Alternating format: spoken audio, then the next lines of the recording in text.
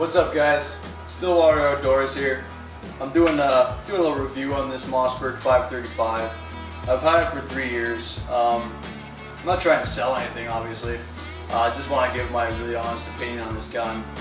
So I'm going to tell you why I like it, what I don't like about it, and what I've done to like it more, basically.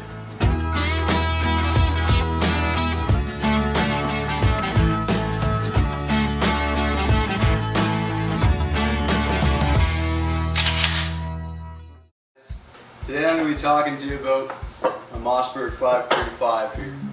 It's a 12 gauge, came with 3 barrels. I've got a 28-inch field barrel on it. Got a 20-inch turkey barrel, the extra full choke.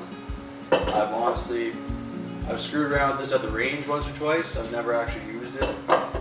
Here I've got the rifle barrel with a scope on it. I've taken it deer hunting for 1 season. Unfortunately, I didn't shoot anything.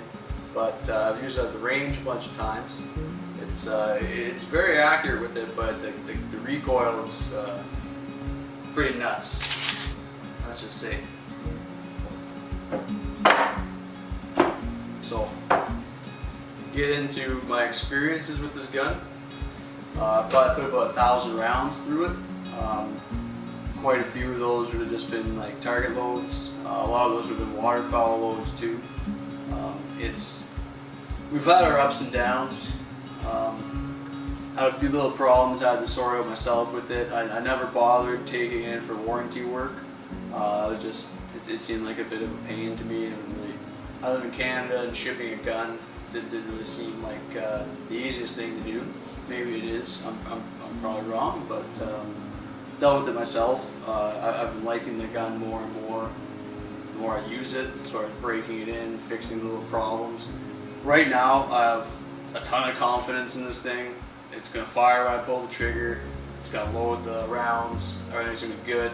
But I've had to do a bit of work to get to that point. From what I understand, they're built with pretty loose tolerances.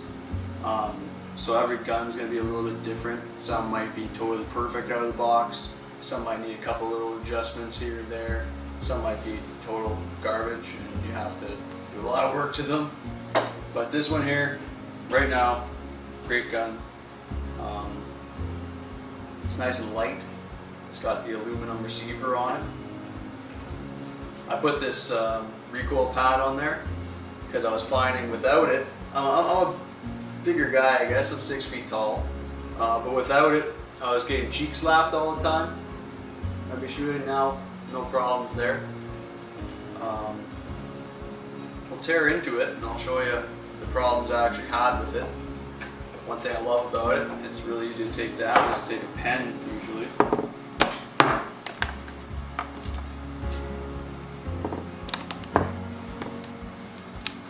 On my buddies it's a lot more difficult. This particular one, pin comes out, no problem. But I've never had an issue with it just coming out on me in the field.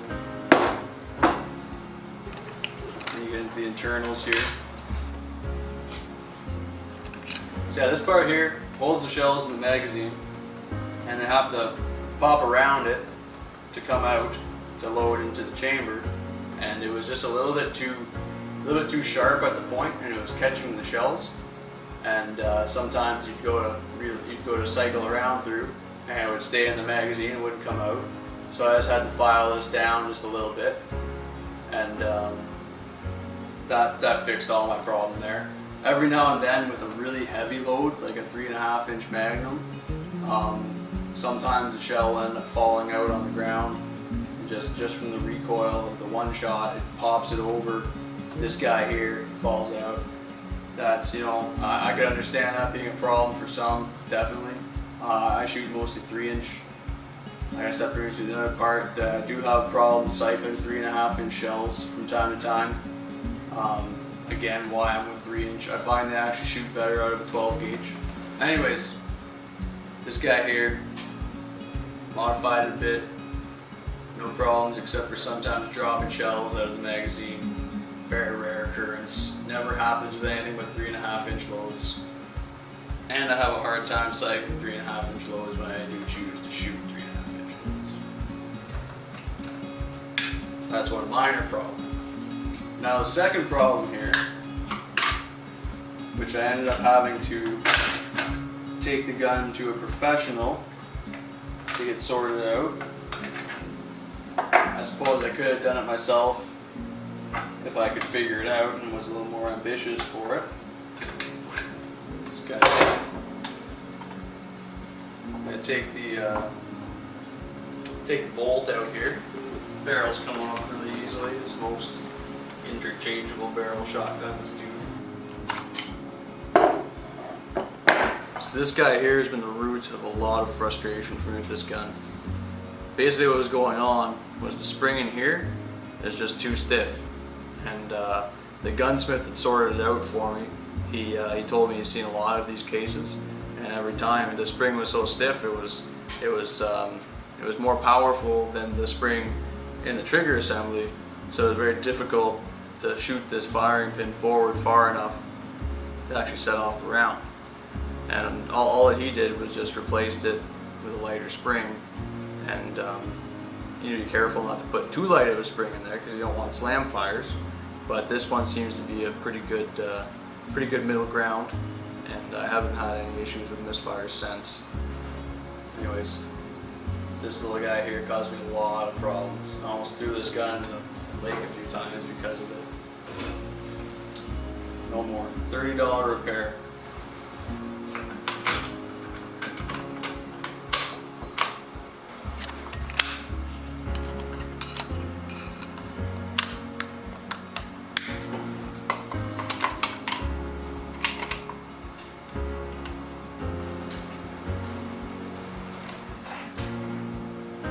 There she is with the turkey barrel. Nice short little gun. Very nice sights on it. Again, I've never used it for turkey hunting, so take that for what you will.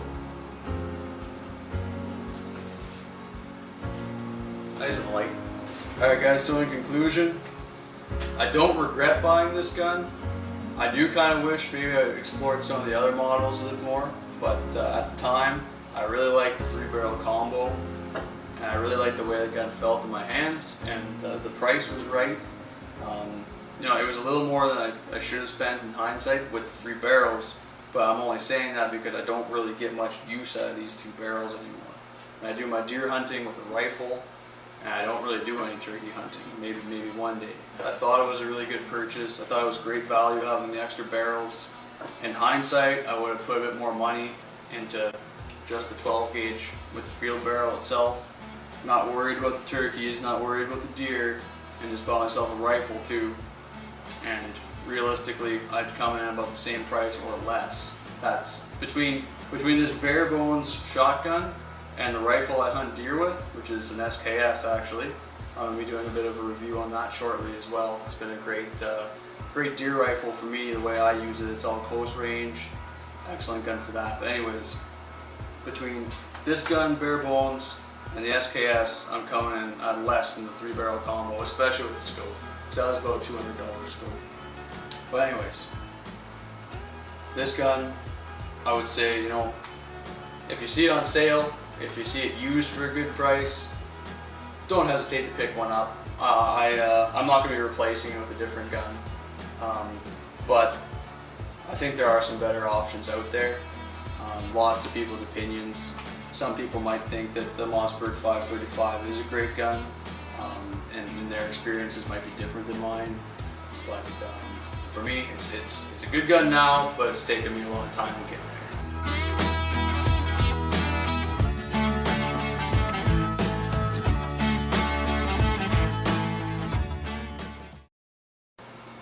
Good to go. All right. Dennison!